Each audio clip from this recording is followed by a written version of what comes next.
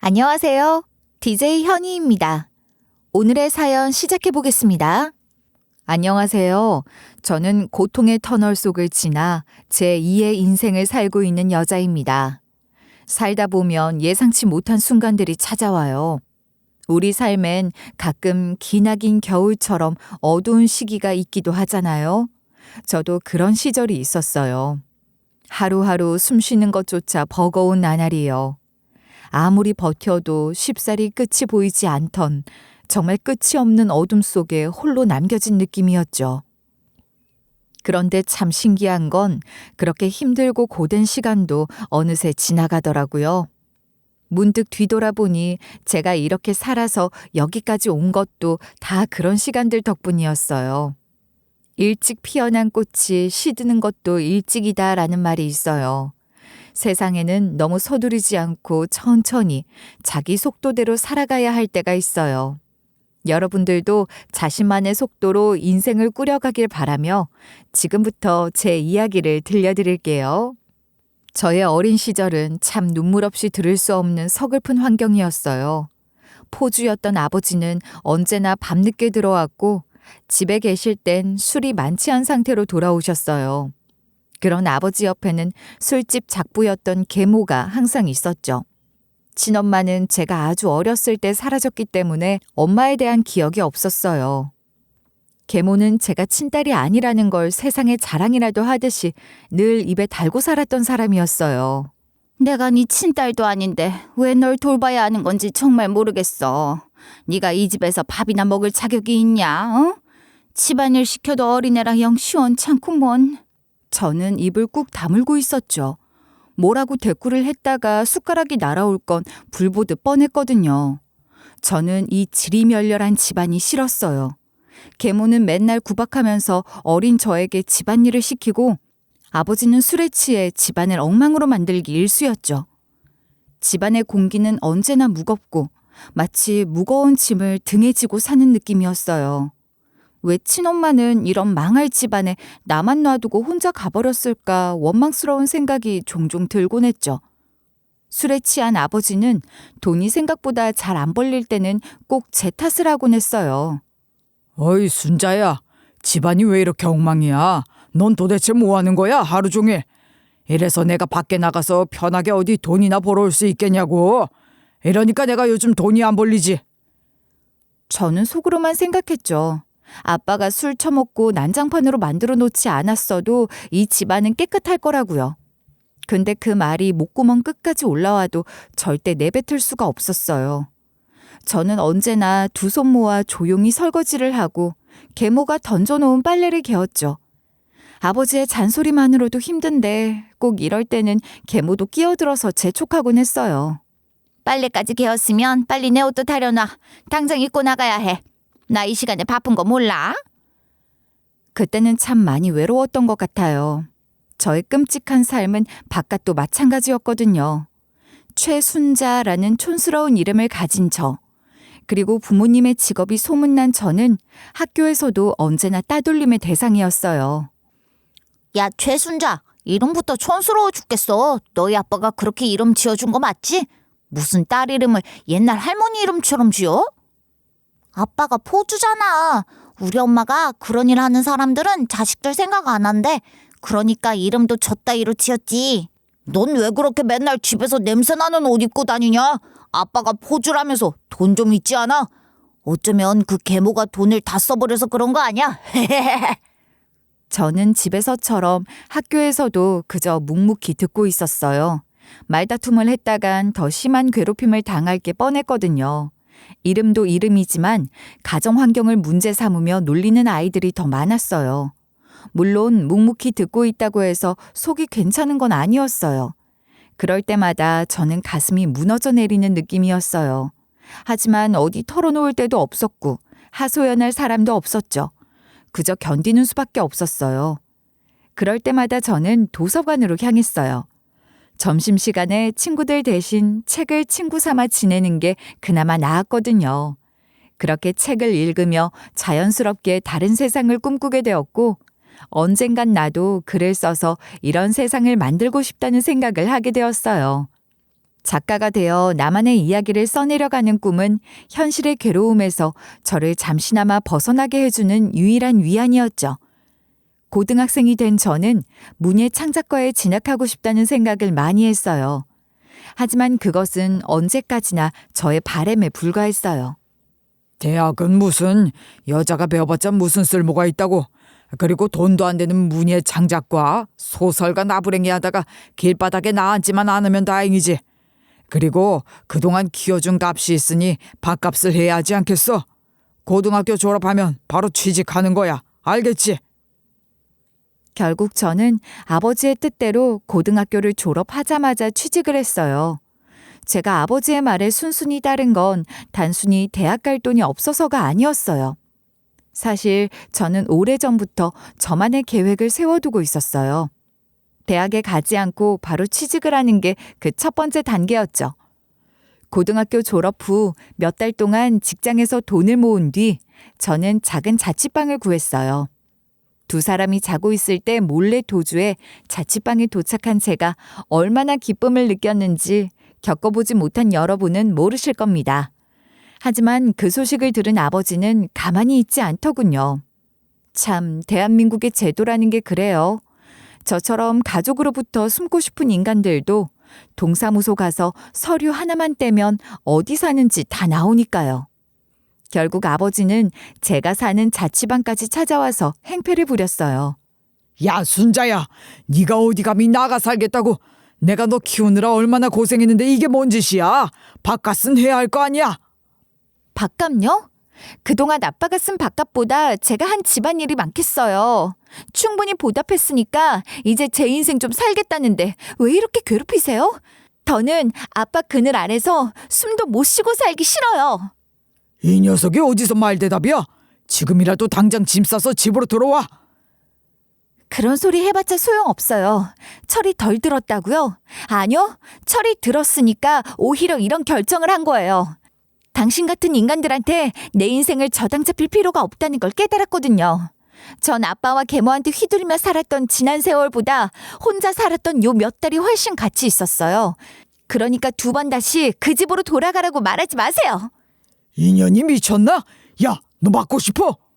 네, 미쳤어요. 차라리 처맞고 여기 사는 게 낫지 그 집으로 돌아가긴 죽어도 싫어요. 저는 아버지에게 대들면서 버텼습니다. 물론 아버지의 행동에 화가 난 것도 있지만 일부러 아버지를 도발한 것도 있었어요. 아버지한테 손찌검을 당한 흔적을 남기려 의도한 거죠. 부모로부터 괴롭힘을 당한 증거를 제시하여 인정이 되면 주민등록정보 교부 제한 신청을 걸어 아버지가 제 주소를 알 수 없게 할 수 있거든요. 저의 계획은 성공했고 직장을 다른 지역으로 옮기고 집도 이사 가면서 아버지와는 완전히 연을 끊게 되었죠. 그게 저에게는 처음으로 얻은 자유였어요. 그렇게 그곳에서 직장 생활을 몇 년 동안 이어가면서 저는 평범한 삶을 맛보며 행복을 누렸어요. 하지만 계속 좋은 일만 펼쳐지진 않았어요. 결국 20대 후반쯤 다니던 회사가 망하면서 해고를 당했어요. 저는 나라로부터 실업급여를 받으며 이런 생각을 했어요. 망할 걱정 없는 직장에 들어가고 싶다고요. 그래서 선택한 게 공무원이었어요. 공무원은 나라가 망하거나 엄청나게 큰 죄를 짓지 않는 이상 잘리기도 힘든 직업이었으니까요. 첫 해에는 고배를 마셨어요. 공부를 열심히 했지만 결과는 냉정했죠. 하지만 전 포기하지 않았어요. 두 번째 도전에선 결국 공무원 시험에 합격하게 되었죠. 그 순간은 정말 기적 같았어요. 이제야 비로소 제 인생이 안정되는 느낌이 들었거든요. 그동안의 고생이 헛되지 않았다는 생각에 눈물이 핑 돌았어요. 처음 면사무소에 발령받고 시골에서 일하기 시작했을 때 마음속에는 걱정과 기대가 뒤섞여 있었어요. 아무래도 도시에서 나고 자란 제가 이곳에서 잘 적응할 수 있을까 하는 고민도 있었고요. 하지만 생각보다 이곳 사람들은 따뜻했고 시골의 조용한 풍경도 어느새 제 마음에 스며들었어요. 저는 어르신들이 면사무소에 오실 때마다 저는 최대한 친절하게 맞아드리려고 했어요. 처음엔 낯선 저를 경계하시던 분들도 많았지만 항상 밝은 얼굴로 인사드리고 작은 불편 하나도 귀 기울여 듣다 보니 조금씩 마음을 여시는 게 느껴졌어요. 가끔씩은 어르신들께서 서류나 절차에 대해서 잘 모르셔서 곤란해하실 때도 있었는데 저는 그런 상황이 오히려 어르신들과 가까워질 기회라고 생각했어요. 어느 날은 한 할아버지께서 오셔서 신청서를 작성하셔야 하는데 손이 떨려서 글씨를 쓰기가 힘들다고 하셨어요. 제가 대신 천천히 하나하나 써드리면서 이렇게 하시면 된다고 차근차근 설명드리니 할아버지께서 아가씨 덕분에 정말 편하게 할 수 있었다고 활짝 웃으셨어요. 그 후로는 그 할아버지는 동네에 저를 칭찬하셨나 봐요. 면사무소에 가면 그 예의 바르고 친절한 아가씨가 다 도와준다고 말이에요. 이런 일이 몇 번 반복되다 보니 어느새 저도 동네 어르신들에게 익숙한 얼굴이 되었고 종종 면사무소에 찾아오셔서 저부터 찾는 분들이 생기더라고요. 어르신들은 저를 무척 좋아했고 마치 할머니, 할아버지와 대화하는 기분이라 마음이 따뜻해졌어요. 그렇게 저는 시골 생활에 조금씩 적응하며 어르신들과의 정을 쌓아갔답니다. 그러던 어느 날 퇴근하던 길이었어요. 날씨도 좋고 그냥 집에 가기엔 뭔가 아쉬운 기분이라 강가를 따라 천천히 걸었죠. 그런데 저 멀리서 아이의 울음소리가 들리는 거예요. 눈을 돌려보니 아이 하나가 물가에서 미끄러져서 빠지고 있었어요. 저는 망설일 새도 없이 강으로 뛰어들었죠. 예전에 직장 다니면서 취미로 배운 수영이 이럴 때 도움을 줄 줄은 몰랐어요. 다행히 아이를 무사히 건져냈고 아이는 많이 놀랐지만 큰 부상 없이 괜찮았어요. 그 아이가 바로 우리 지역 경찰관 아저씨 아들이었어요. 경찰관 부부는 너무 고마워하면서 꼭 대접을 하고 싶다고 하더라고요. 그래서 다음 날 저녁 식당에서 만나기로 했어요. 그런데 하필 그날 경찰관 아저씨의 아내분이 친정에 급한 일이 생겨서 못 오게 됐다고 했어요. 결국 저와 경찰관 아저씨 둘만 식당에 있게 된 거죠. 정말 감사해요, 순자 씨. 아이가 놀라긴 했지만 덕분에 무사히 집으로 돌아올 수 있었어요. 제가 어찌나 가슴이 철렁했는지 몰라요. 아니에요, 아저씨. 누구라도 그 상황이라면 도왔을 거예요. 저는 그냥 조금 더 빨리 뛰어들었을 뿐이에요. 그래도 순자 씨 아니었으면 큰일 날 뻔했어요. 아내도 감사의 마음을 전하고 싶었는데 오늘 이렇게 일이 생겨서 정말 죄송하네요. 다음엔 꼭 같이 식사하자고 하더군요. 그렇게 저녁 식사를 마쳤어요. 그런데 그 후 이틀 정도 지났을까요? 면사무소에 출근했는데 직원들이 이상하게 절 피하는 느낌이 드는 거예요. 다들 뭔가 숨기고 있는 눈치였죠. 결국 제가 먼저 물어봤어요. 왜 그러세요? 다들 무슨 일이라도 있는 거예요? 제가 뭘 잘못했나요? 아니, 순자 씨, 그게 좀 말하기 민망한데 어제 경찰관님이랑 식사하셨죠? 그거 사람들이 좀 이상한 소문을 내고 있더라고요. 이상한 소문이요? 대체 무슨 소문인데요? 그러니까 둘이 불륜 관계라는 말이 돌아다니고 있어요. 그냥 둘이 식사하는 걸 본 사람들이 그런 식으로 부풀려서 얘기하더라고요. 불륜이요? 어이가 없네요. 아이를 구해줬다고 해서 감사 인사로 대접받은 것뿐인데 이렇게 이상한 소문을 만들다니. 우리도 알죠. 순자 씨가 그럴 사람 아니라는 거. 그냥 동네가 좁다 보니 소문이 금방 퍼지는 거예요. 너무 신경 쓰지 마세요. 그렇게 저는 시골의 소문이라는 게 얼마나 빠르고 부풀려질 수 있는지를 직접 체험하게 되었어요. 작은 시골 마을이다 보니 어떤 일이든 금세 퍼지고 그 과정에서 사실과는 다르게 부풀려지기 마련이었어요. 경찰관 아저씨와의 식사 한 번으로 그야말로 순식간에 죽일년이 되어버렸어요. 평소 친하게 지내던 어르신들마저도 저를 피하는 듯한 느낌을 받을 만큼 소문은 저를 순식간에 둘러싸고 있었어요. 그리고 소문에 대해 들은 지 4일 정도 지났을까요? 면사무소에서 일하고 있는데 갑자기 문이 쾅 하고 열리더니 아주머니 한 분이 불쑥 들어오시는 거예요. 얼굴이 벌겋게 달아올라서는 저를 노려보며 막무가내로 다가오셨어요. 야, 네 년이 우리 아들이랑 바람피는 그 년이냐? 어디서 눈꼴 사납게 남의 남편을 넘봐? 이년아, 감히 어디서 그런 발칙한 짓을 해? 건들 게 없어서 유부남 경찰관을 건드려? 아주머니의 입에서 경찰관이라는 소리가 나오자 저는 이분이 그 경찰관 아저씨의 어머니라는 걸 눈치챘어요. 분명 소문을 듣고 오해하신 것 같았어요. 그분이 왜 이렇게 화가 나셨는지 이해할 수 있을 것 같았기에 저는 차분한 목소리로 설명했어요. 어머니, 뭔가 오해가 있으신 것 같아요. 저는 그 경찰관님과 그런 사이가 아니라요. 오해? 오해라고? 내가 사람들한테 다 들었어. 우리 아들이랑 니년이 단둘이서 식당에서 밥 먹으면서 눈빛 교환하는 거 다 봤다던데? 분위기가 보통이 아니었다고 소문이 아주 자자하다고?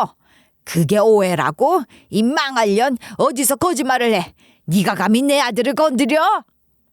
정말 그게 아니에요. 저는 그저 아드님이 고마워서 대접해 주신다는 말씀에 응했을 뿐인데. 아우 닥쳐! 네가 우리 순진한 아들한테 불쌍한 척하면서 살살 꼬드긴 거지?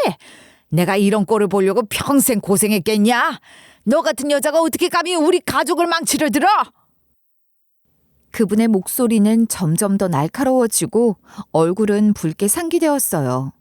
그 분노의 칼날이 저를 찔러대는 듯한 기세였죠. 아주머니는 갑자기 제 옷깃을 잡아채더니 거친 힘으로 저를 이리저리 휘둘렀어요. 머리카락이 어지럽게 흩날리고 저는 비틀거리며 따라가야 했어요. 아주머니의 손은 마치 철제 갈고리처럼 제 옷깃을 놓지 않았고 제 몸은 마치 꼭두각시처럼 끌려다녔죠. 주변의 직원들이 아주머니를 떼놓았지만 아주머니는 다시 달려들더니 이번에는 제 머리채를 잡았어요. 어찌나 힘이 센지 저는 종이 인형 마냥 질질 끌려다녔죠. 머리가 정말 죄다 뽑힐 것 같다고 느낀 그때 동사무소 문을 열고 익숙한 목소리가 들렸어요. 엄마, 여기서 뭐 하는 거야? 문을 열고 나타난 사람은 바로 경찰관 부부였어요. 경찰관은 아주머니를 떼어놓았고 그 사이 혼비백산이 된 얼굴로 경찰관의 아내분이 와서 저의 상태를 살폈어요. 경찰관의 아내분은 미안해서 어쩔 줄 모르는 얼굴이었어요. 그러나 제대로 상황 파악이 안 된 경찰관 어머니는 여전히 큰 소리를 치고 계셨죠. 춘서 너 잘 왔다. 안 그래도 너도 가만 안 두려고 했어. 너 이 여자랑 대체 무슨 짓을 한 거야? 어떻게 이럴 수가 있어? 지우 엄마를 두고 이러면 안 되지. 내 아들이지만 정말 실망이다. 어머님 오해세요. 지우 아빠는 바람핀 게 아니에요. 이분이 우리 아이를 구해주신 분이에요. 정말 감사한 마음에 대접해드린 것뿐이에요. 맞아, 엄마. 순자 씨가 아니었으면 지우가 큰일 날 뻔했다고요. 말씀드렸잖아요. 지우가 큰일 날 뻔했는데 구해주신 분이 있다고. 엄마는 나한테 얘기 듣고도 참. 지우를 구해준 사람이 저 아가씨라고? 네, 어머님. 원래 저도 같이 감사 인사를 드리고 싶었는데 그날 급하게 친정에 일이 생겨서 못 가서 두 분이서 식사하신 거예요. 그런데 이게 소문이 이상하게 퍼지는 바람에 근데 그걸 설마 어머님까지 믿으실 줄이야. 아주머니는 당황한 표정으로 저를 바라보셨어요. 얼굴이 점점 창백해지더니 처음에는 저를 노려보던 그 눈빛이 서서히 흔들리기 시작했어요. 말을 잇지 못하는 듯 입술이 떨렸고 순간적으로 혼란스러운 표정이 얼굴에 스쳐갔죠. 그분의 손은 힘을 잃고 천천히 내려갔고 마침내 고개를 숙이셨어요. 아마도 지금까지 소문을 그대로 믿고 행동한 것에 대한 후회와 당황스러움이 밀려왔던 거겠죠. 제 앞에서 점점 작아지는 모습이었어요. 아니, 나는 물에 빠진 사람을 구해줬다길래 당연히 남자인 줄 알았지. 저렇게 여리여리한 아가씨인 줄 알았나. 아가씨 미리 말을 하지 그랬어요. 제가 그러니까 오해라고 말씀드렸잖아요. 근데 자꾸 말씀을 끊으니까 이야기를 못하지 않겠어요? 그렇게 자꾸 역정을 내시는데 어떻게 제가 설명을 해요? 아이고 창피해라. 아가씨 너무 미안해요. 내가 멍청한 여편네요. 연병할 것들이 지들 두 눈으로 심상치 않은 분위기인 걸 똑똑히 봤다고 하는 바람에 그 말을 순진하게 믿었어요. 그것들이 헛소문을 퍼뜨리는 바람에. 엄마, 또 미용실 아줌마한테 들었죠? 그 아줌마 내가 구라쟁이라고 했잖아. 또 그 인간 말 믿었어. 아유, 난 이번엔 진짜인 줄 알았지. 그 아줌마만 그러는 게 아니라 여러 사람이 말해서. 이렇게 불륜 오해 사건은 어이없게도 끝이 났어요.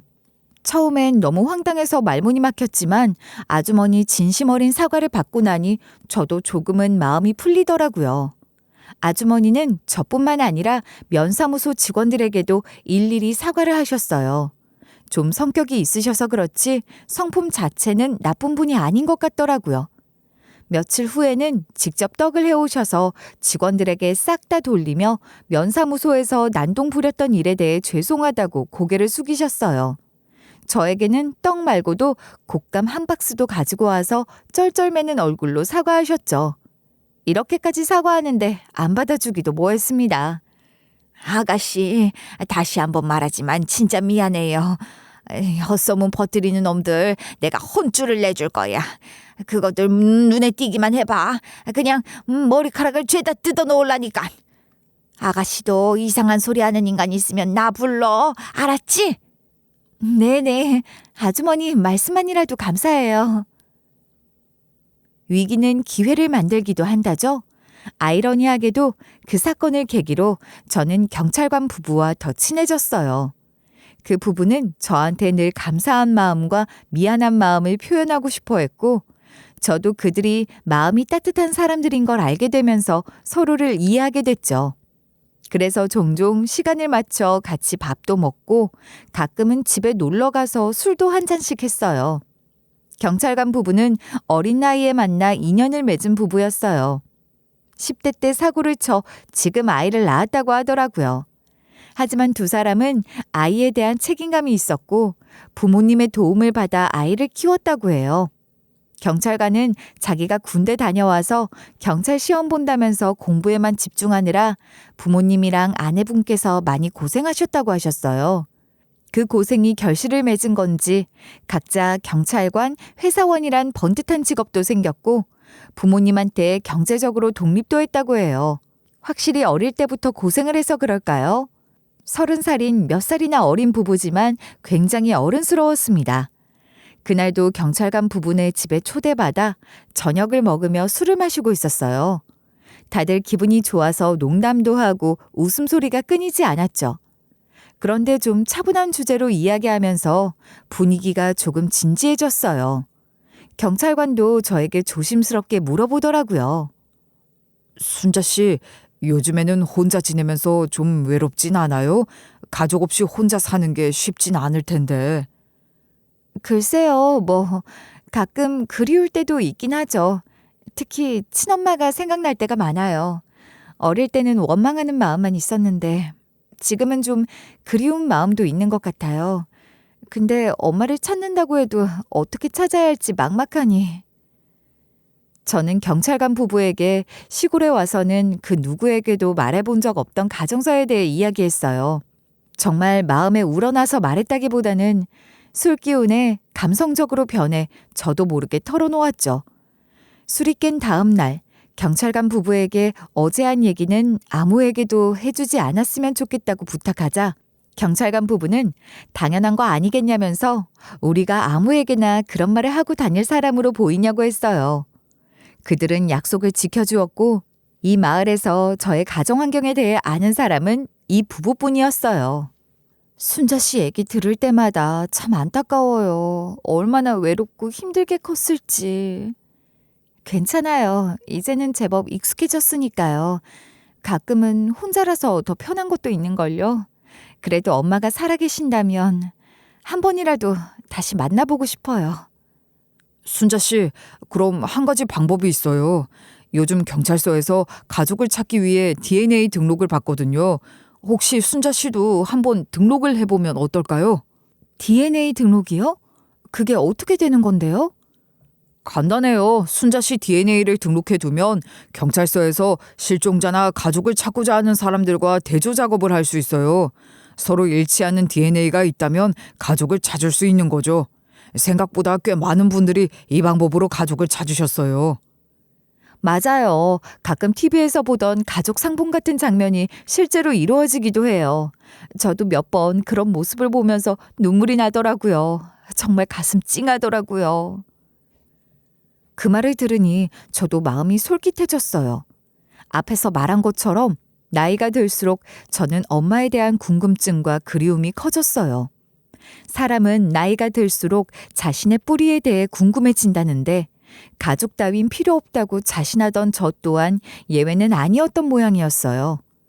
한때는 엄마에 대한 미움과 서운함만으로 가득 찼던 제가 이제는 그 빈자리가 그리움으로 채워지기 시작했거든요. 어쩌면 살아계실지도 모를 엄마를 만나고 그동안 못다한 이야기를 나누고 싶은 마음이 자꾸 커져갔어요. 사람의 마음이라는 게 참 간사하죠. 필요 없다고 단정지었던 것들이 다시 필요해지는 순간들이 찾아오니까요. 그렇게 저는 경찰관의 조언을 듣고 DNA를 등록하기로 결심했어요. 이틀 뒤 경찰서에 가서 제 DNA를 채취하고 등록을 마쳤죠. 직원들이 절차에 대해 친절하게 설명해주고 DNA를 통해 가족을 찾는 과정을 말해줬는데 뭔가 기대와 두려움이 함께 느껴졌어요. 만약 정말 엄마를 찾을 수 있다면 그때 어떤 감정을 느낄지 상상조차 할 수 없었죠. 며칠 뒤 면사무소에서 일하고 있는데 경찰서에서 전화가 왔어요. 제 DNA와 일치하는 사람이 있다는 소식이었어요. 저는 깜짝 놀랐어요.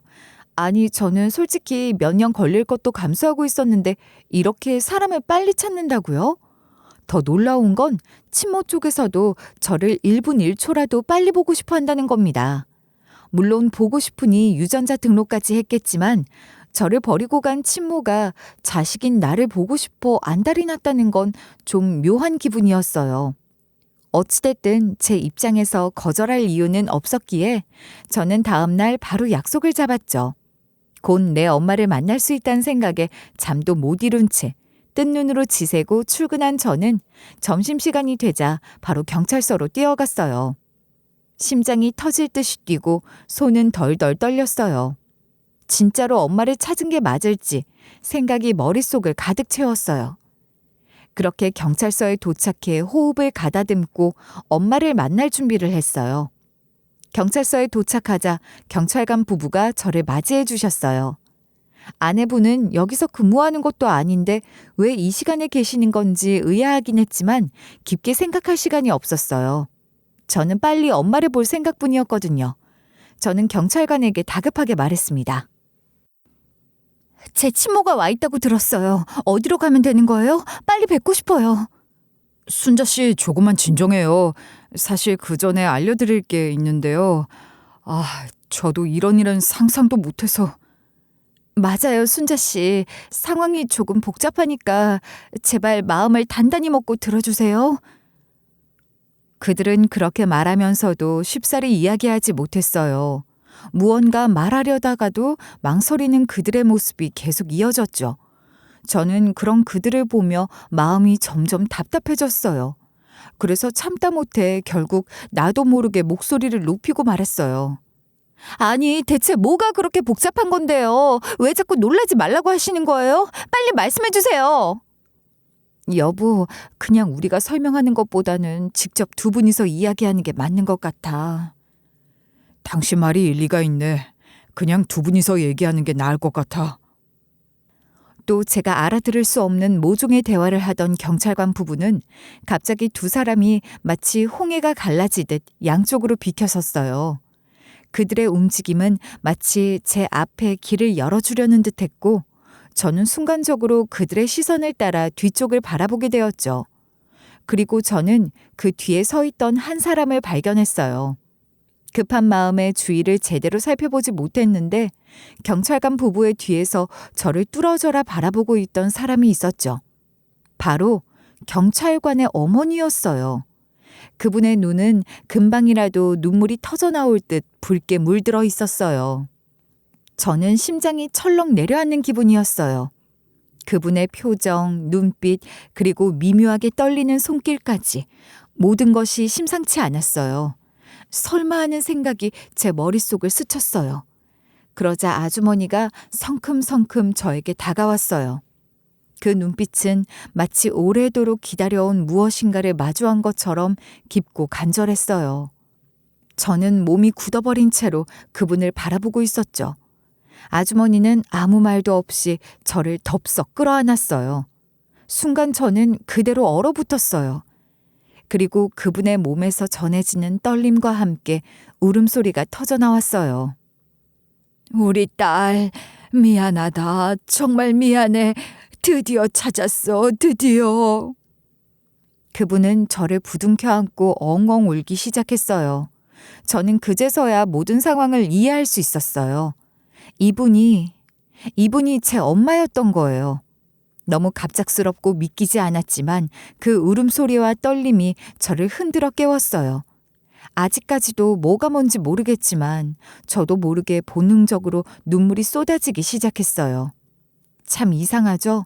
친엄마인 것 빼고는 아는 게 없는데도 그냥 엄마를 찾았다는 생각만으로도 감정이 울컥했어요. 엄마와 저는 그렇게 경찰서에서 30분이 넘도록 펑펑 울었어요. 다른 사람들이 우리를 어떻게 볼지 그런 건 하나도 신경 쓰이지 않았죠. 눈물이 마를 때까지 서로를 꼭 끌어안고 울고 나서야 간신히 감정을 추스르고 진정할 수 있었어요. 엄마, 정말 엄마 맞죠? 왜 이제야 나타난 거예요? 그동안 어떻게 지내셨어요? 순자야, 미안하다. 정말 미안해. 너한테 이런 이야기를 어떻게 해야 할지 몰랐어. 그동안 내가 얼마나 너를 찾고 싶었는지 몰라. 하지만 내가 널 두고 떠날 수밖에 없었던 이유가 있었단다. 저는 그 말을 듣고 한동안 가만히 있었어요. 속에서 울컥하는 마음은 여전했지만 엄마의 얼굴에서 슬픔과 후회를 읽을 수 있었거든요. 엄마는 힘겹게 말을 이어갔어요. 나도 너처럼 안 좋은 가정 환경에서 자랐어. 할아버지와 계모 밑에서 살았는데 계모는 날 구박하기 일쑤였고 할아버지는 그걸 알면서도 아무것도 안 했단다. 날 그저 방치했지. 그래서 결국 나는 집을 뛰쳐나왔어. 그래서 그렇게 가출을 하신 거예요? 그럼 아빠는 어떻게 만난 거예요?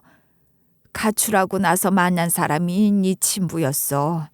처음에는 나를 잘 대해줬지. 하지만 내가 임신했다는 사실을 알게 되자마자 모든 게 변했어.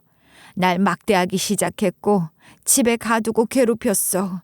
정말 끔찍한 시간이었단다. 그랬구나. 그래서 결국 저를 두고 떠난 거군요. 그땐 엄마도 너무 어린 나이였으니까. 맞아. 나도 그땐 너무 어렸어. 이 말은 너한테 변명으로밖에 안 들려도 할 말 없고 내 죄를 씻을 수는 없겠지만 그때는 미성숙한 나이였단다. 네 아빠에게서 도망치고 싶어서 널 두고 떠날 수밖에 없었어. 그날 밤 난 네 아빠에게서 벗어나기 위해 미친 듯이 뛰었어. 밤중에 달리고 또 달리다가 결국 힘이 다해 기절했는데 깨어보니 낯선 남자의 집이었단다. 그 남자가 지금의 내 남편이야. 저는 엄마의 이야기를 들으며 마음속에 다양한 감정들이 교차했어요. 엄마가 겪은 억울함, 슬픔, 그리고 이해하고 싶은 마음이 뒤섞여 머릿속을 어지럽혔죠. 그리고 저와 비슷한 환경에서 자란 엄마를 보며 엄마의 운명을 딸이 결국 담게 된다는 것이 참 기구하게 느껴지기도 했어요. 엄마는 계속해서 이야기를 이어갔어요. 물론 처음부터 연인 사이는 아니었지. 처음엔 단순히 어린 나를 도와주고 싶어 했어. 나에게 검정고시 준비도 하게 해주고 고등학교 졸업장도 따게 해줬어. 일자리도 찾아주고 그렇게 나를 정상적으로 살 수 있게 도와줬지. 그렇게 몇 년 동안 알고 지내다가 나중에는 연인 사이로 발전하게 되었어. 그럼 지금 엄마 남편분께서는 혹시 저의 존재를 알고 계시나요? 지금 상황이 이런 걸 보면. 저는 이야기 도중 경찰관 부부를 쳐다봤어요. 경찰관이 엄마의 과거를 몰랐다면 이 자리에 있지 않겠죠. 그리고 아들까지 알 정도면 엄마의 남편이 모를 일도 없고요. 저는 경찰관의 기분이 어떨지 궁금해졌어요. 갑자기 하늘에서 엄마가 낳았다는 여자가 똑하니 떨어진 거나 다름없는 상황이잖아요. 정확한 속내는 몰랐지만 은은한 미소를 머금고 있는 걸 보면 이 상황을 나쁘게만 보고 있는 것 같진 않았어요. 맞아, 알고 있어. 어느 날 남편이 결혼하자고 하더라고. 그때 내 과거를 모두 털어놓으며 말했지. 이런 더러운 과거를 가진 나는 한 사람의 아내로 살 수 없는 여자라고. 지금도 나 같은 과거를 가지고 있으면 인식이 안 좋은데 그 시대에는 어떻겠니? 그렇게 말했는데도 남편은 내 손을 놓지 않았어. 나를 이해해주고 받아주더라. 엄마의 현 남편은 엄마의 과거를 감싸주고 함께 새로운 가정을 꾸렸다고 해요. 몇 년 동안은 도시에서 살다가 시모 몸이 편찮아지면서 함께 시골로 내려가게 됐고 이곳에 터전을 잡게 된 것이었대요. 엄마는 시모가 병으로 돌아가신 후에도 이곳에 계속 머물렀다고 해요. 엄마는 이곳에서 제 이복 동생인 준서, 그러니까 저와 친한 경찰관을 낳게 된 거죠. 엄마는 준서를 키우면서도 제 생각이 끊임없이 났다고 해요. 아니, 오히려 아이를 키울수록 제 생각이 더 많이 났다고 해요. 그래서 저를 찾아보려고 여러 차례 노력하셨대요. 하지만 예전에 살던 곳에 가봐도 저를 찾을 수 없었다고 하더군요. 엄마는 준서에게 이 사실을 비밀로 하고 저를 찾아다녔다고 하셨어요. 그러다 어느 날 집에 아무도 없는 줄 알고 술을 기울이고 있던 엄마는 그만 제 이복 동생 준서에게 비밀을 들켰대요. 술에 취해 저에 대한 그리움에 엉엉 울며 혼잣말을 하던 걸 준서가 들어버린 거예요. 결국 엄마는 제 존재에 대해 준서에게 고백할 수밖에 없었대요. 준서는 처음엔 큰 충격을 받았지만 엄마의 과거를 받아들이기로 하고 오히려 같이 누나를 찾자고 했다고 했어요. 그래서 엄마와 이복 동생 준서는 DNA 등록을 했고 이렇게 우리가 만나게 된 거라고 하셨어요. 정말 하늘이 맺어준 인연 같아요. 이복 누나가 순자 씨였을 줄 누가 알았겠어요. 이런 거 보면 만날 인연은 어떻게든 만나게 되는 모양이에요. 준서의 이 말이 끝나자 엄마는 갑자기 무릎을 꿇으셨어요. 다시 엄마의 눈에는 눈물이 가득 고였고 제 손을 잡고 떨리는 목소리로 말했어요. 마치 그동안 꾹꾹 눌러왔던 감정들이 한꺼번에 쏟아져 나오는 듯 했어요. 순자야, 정말 미안해. 엄마가 잘못했어. 제발 나를 용서해 줄 수 없겠니? 단 한 번만 엄마에게 기회를 줘. 너를 두고 떠난 것도, 그때 너를 불륜녀로 오해해 함부로 대한 것도 모두 후회하고 있어. 네가 내 딸인 줄 알았으면 그때 절대 그렇게 하지 않았을 거야. 저는 엄마의 말에 가슴 깊이 억눌려 있던 섭섭함이 밀려왔어요. 그동안 제가 받았던 상처들이 떠오르며 또다시 눈물이 흐르기 시작했어요. 그날따라 정말 저는 울보가 된 기분이었어요. 엄마는 제가 얼마나 힘들게 살아왔는지 알아요? 저 진짜 구박 많이 받으며 자랐어요. 친부랑 계모가 저한테 함부로 말하고 저를 몰아세웠던 그 순간들이 저한테 얼마나 아팠는지 알아요? 왜 날 두고 떠난 거예요? 그래도 나는 엄마를 너무 보고 싶었어요. 엄마와 저는 서로를 부둥켜 안고 또다시 엉엉 울었어요. 그렇게 쌓여있던 섭섭함과 그리움이 다시 한번 또 터져나왔어요. 엄마의 품에서 오랜 시간 못다한 울음을 쏟아냈어요. 엄마도 저도 그 순간만큼은 다른 어떤 것도 중요하지 않았어요. 그저 서로의 존재를 느끼며 이렇게 다시 만난 기적에 감사할 뿐이었어요. 그런데 저희가 너무 유난이었던 걸까요? 그렇게 경찰서에서 2번이나 그렇게 큰 소리나 오열을 하다 보니 다른 사람들도 저희 모녀의 이야기를 듣게 되어버린 건지 소문이 나버렸어요. 소문의 출처가 누군지는 알 수 없었지만 제가 엄마를 만났던 장소를 생각하면 경찰서 직원이겠죠. 경찰서에서 일하는 사람이라도 다 정의롭고 입이 무거운 건 아니었던 모양이에요. 저번에 불륜이라고 오해받았을 때처럼 이번에도 소문은 순식간에 퍼졌어요. 그런데 저번과 달리 저는 그 소문을 일찍 알지 못했어요. 왜냐하면 제가 친엄마를 뒤늦게 찾은 불쌍한 사람이라는 걸 아니까 면사무소 직원이나 동네 사람들도 저에게는 동정심을 품고 굳이 이런 소문이 퍼지고 있다는 사실을 알리지 않고 함구한 거였어요. 문제는 우리 엄마였어요. 우리 엄마가 결혼도 하지 않고 아이를 가지고 또 그 아이를 버린 것 때문에 동네에서 이미지가 나락을 가버린 겁니다. 그 사실을 알게 된 건 우연히 엄마 집에 가려고 마을에 갔다가 그 장면을 보게 되면서였어요. 저 맞은편에서 엄마의 실루엣이 보이는 걸 보고 반갑게 손을 들어 인사를 하려는데 골목길에 앉아있던 시골 할매들이 엄마가 지나가는 걸 보고 비난을 쏟아내더라고요. 저런 여편네는 왜 아직도 바깥에서 얼굴을 들고 다니는 거야? 어렸을 때부터 해프게 굴고 애까지 버렸으면서 참 뻔뻔하기도 하네. 나 같으면 창피해서라도 집안에만 숨어 있을 텐데. 그러니까 말이요. 차라리 조용히 숨어 지내면 모를까.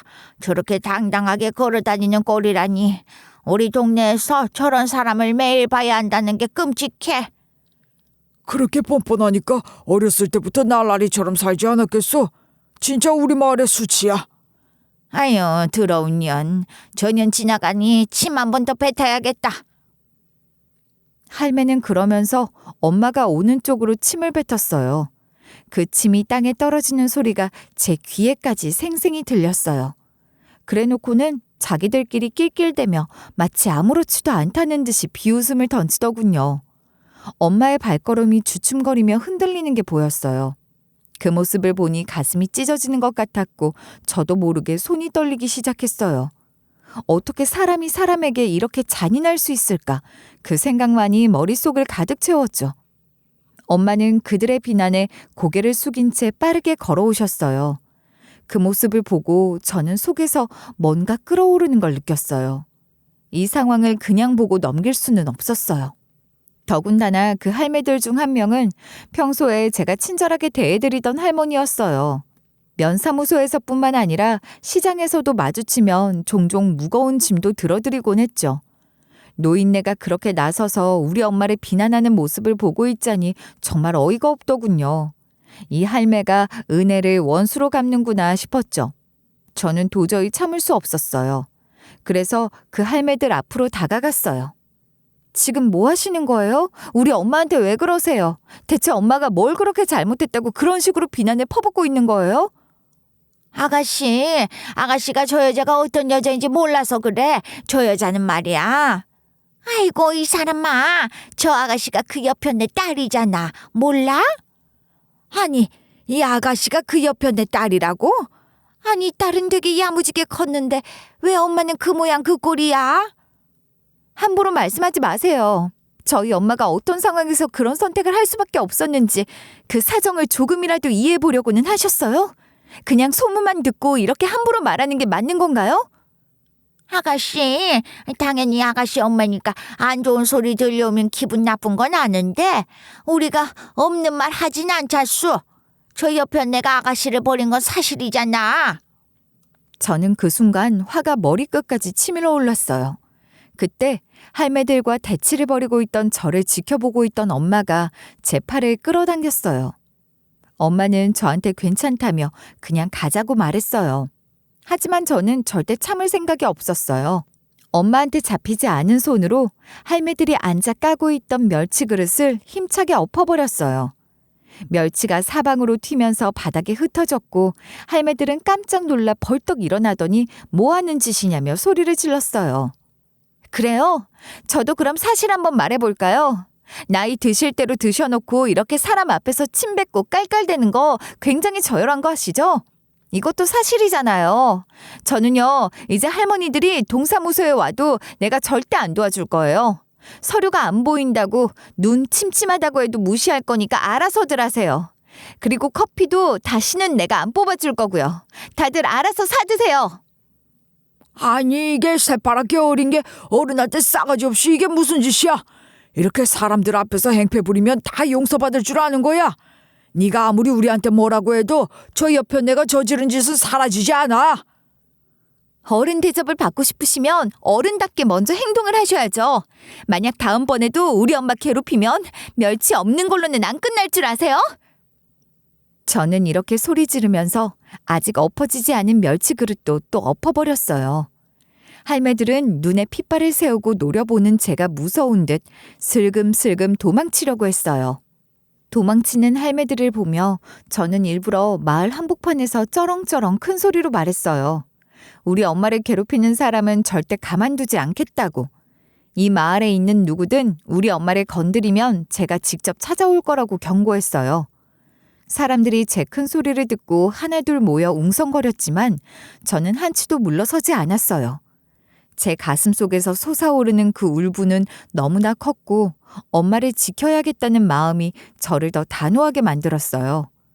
실제로도 저는 그 뒤 우리 엄마에 대해 욕하는 사람만 보면 바로 쫓아가서 욕하지 말라고 난리를 쳤어요.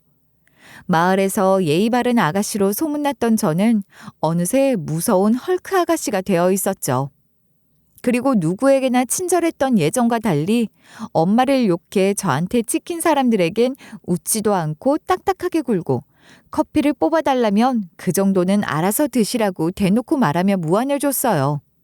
여직원이 이렇게 어른들한테 굴면 주변에서 혼낼 만도 한데 제가 마을 한복판에서 난동 부린 사건을 들으셔서인지 직원들이 일부러 모르는 척 해주거나 혹은 저 대신 그 인간들을 상대해 주더라고요. 덕분에 제 이미지는 안 좋아졌을지 몰라도 그게 꼭 나쁜 것만은 아니었어요. 이렇게 난리를 치고 차갑게 구니까 그 대신 우리 엄마한테 대놓고 손가락질하는 건 줄더라고요. 엄마, 요즘 마을 사람들 중에 괴롭히는 사람 없어요? 누가 또 엄마한테 말이라도 걸었어요? 아니야, 순자야. 이제는 아무도 그런 소리 못해. 네가 그렇게까지 해주니 다들 나를 피해 다니는 것 같더라. 적어도 대놓고 손가락질하거나 예전처럼 침을 뱉진 않아. 네가 나서서 그렇게 해준 덕분이야. 저는 엄마의 말에 안심이 되기도 했지만 한편으로는 아직도 마음 한구석이 씁쓸했어요. 제가 이렇게까지 해야만 엄마가 편히 지낼 수 있다는 사실이 너무 서글프더라고요. 그런데 엄마는 그동안 제 눈치를 살피더니 조심스레 말을 꺼내셨어요.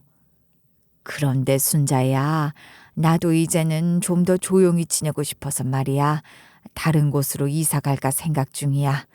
네 입장도 생각하면 여기 계속 있는 게 좋지 않을 것 같아서 말이야.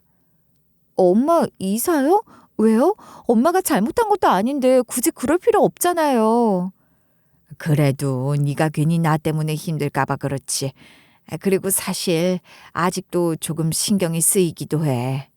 아무래도 새로운 곳에서 다시 시작하는 게 좋을 것 같아. 나도 마음이 편치 않아서 말이다. 엄마의 어두운 표정을 보자 저는 더 이상 반박할 수가 없었어요. 사실 제가 아무리 난리를 치면서 엄마를 대놓고 욕하는 인간들에게 혼쭐을 내준다 해도 보수적인 시골 동네에서 중년 여자가 이런 소문을 단 채 살아남기는 힘들었어요. 그런 엄마의 입장을 저도 이해했기 때문에 이사 가는 걸 막을 수 없었죠.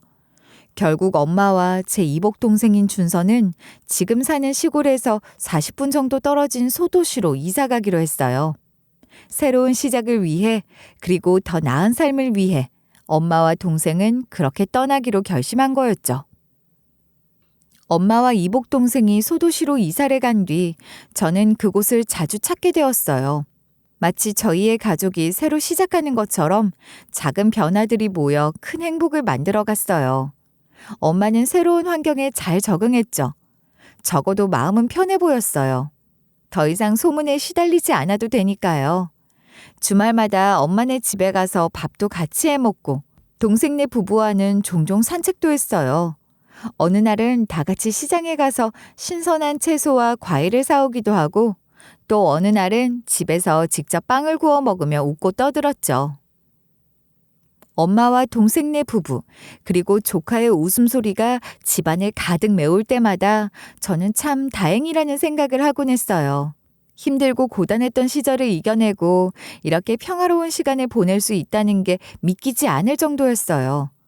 그러던 중 제게는 하나의 새로운 도전이 생겼어요. 바로 소설을 쓰는 거였죠. 공무원으로 일하면서도 어릴 적부터 책을 좋아하고 글을 쓰고 싶었던 꿈은 여전히 저를 놓아주지 않았어요. 퇴근 후 집에 돌아오면 책상 앞에 앉아 소설을 써내려갔어요. 저는 창작의 즐거움에 푹 빠져 지냈어요. 어릴 적부터 품어왔던 꿈을 실현하는 과정이었죠. 제 마음속에 떠오르는 이야기를 만들어내며 저만의 상상력을 글로 풀어내는 일이 얼마나 흥미롭고 즐거운지 새삼 깨달았어요. 현실의 어려움과는 거리가 먼 오로지 창작에 몰두할 수 있는 순간들이 제게 큰 위안이 되었고 그렇게 소설의 형태를 갖추어 나갔어요.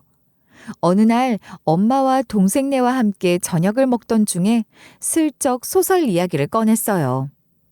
엄마, 저 소설을 쓰고 있어요. 제가 창작한 이야기를 바탕으로요.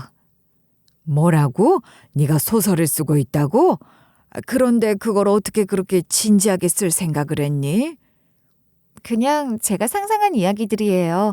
사람들의 인생과 그들이 겪는 일들을 만들어가는 과정에서도 저도 많은 것들을 배워요. 물론 현실적인 부분도 반영하면서요. 오, 드디어 우리 집에서도 작가 한 명 나오는 건가? 응원할게. 우리 누나라면 분명 잘 쓰겠지. 그래도 소설을 쓰는 게 쉽지는 않을 텐데 정말로 괜찮겠니? 엄마, 이건 저에게도 치유가 되는 과정이에요. 현실에서 겪지 못한 이야기들을 쓰면서 정리하고 싶어요. 그리고 그 이야기가 다른 사람들에게도 용기와 위로가 될 수 있을 거라고 생각해요. 알겠어, 순자야. 네가 그렇게 하고 싶다면 엄마도 응원할게. 네가 만든 이야기라면 분명 좋은 소설이 될 거야. 우리 누나가 쓴 책이 유명해지면 나중에 자랑하고 다녀야지. 저는 엄마와 동생 부부의 응원에 힘입어 더욱 열심히 글을 써내려갔어요. 글을 쓰는 동안 제 마음속에 묵혀있던 슬픔과 아픔이 조금씩 정리되는 느낌이 들었어요.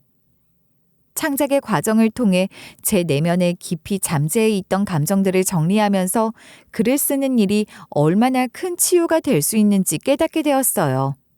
그렇게 몇 달이 지나고 드디어 소설을 완성해 공모전에 제출했어요. 그리고 얼마 후 그 소설이 당선됐다는 소식을 들었을 때 저는 정말 믿기지 않았어요. 엄마에게 그 소식을 전했을 때 엄마는 저를 꼭 끌어안으며 눈물을 글썽이셨어요. 순자야, 정말 잘했다. 네가 이렇게까지 해낼 줄은 몰랐다. 엄마는 네가 정말 자랑스럽구나. 엄마, 이건 엄마 덕분이에요. 엄마가 그동안 열심히 살아왔기 때문에 저도 이렇게 글로 표현할 수 있었던 거예요. 엄마가 없었다면 절대 못했을 일이에요. 소설이 당선됐다고 해서 제 인생이 크게 바뀌는 건 아니었어요. 사실 이건 작은 공모전이었으니까요. 하지만 그럼에도 불구하고 저는 이 일로 큰 자신감을 얻을 수 있었어요. 글을 쓰는 동안 제 내면에 있던 감정들을 정리하고 그 과정을 통해 제 자신을 더 잘 이해할 수 있게 됐거든요. 이 일을 통해 제가 얻은 가장 큰 교훈은 결국 우리가 겪는 모든 경험들이 소중하다는 거였어요. 그 경험들이 아무리 아프고 힘들어도 시간이 지나면 언젠가 그 경험을 다른 방식으로 물어낼 수 있는 날이 온다는 것. 그리고 그걸 통해 누군가에게 위로와 힘이 될 수 있다는 걸 알게 됐어요. 저는 그 사실이 너무나 감사했고 앞으로도 글을 쓰는 일을 포기하지 않을 거라는 다짐을 하게 되었어요. 여전히 가족들과는 잘 지내고 있고 저는 앞으로의 미래가 더 기대됩니다. 현재 힘든 일 때문에 지치고 고통스러운 인생을 사시는 분이 있다면 저의 사연이 위로가 되었으면 해요. 그럼 지금까지 제 이야기를 들어주셔서 감사합니다.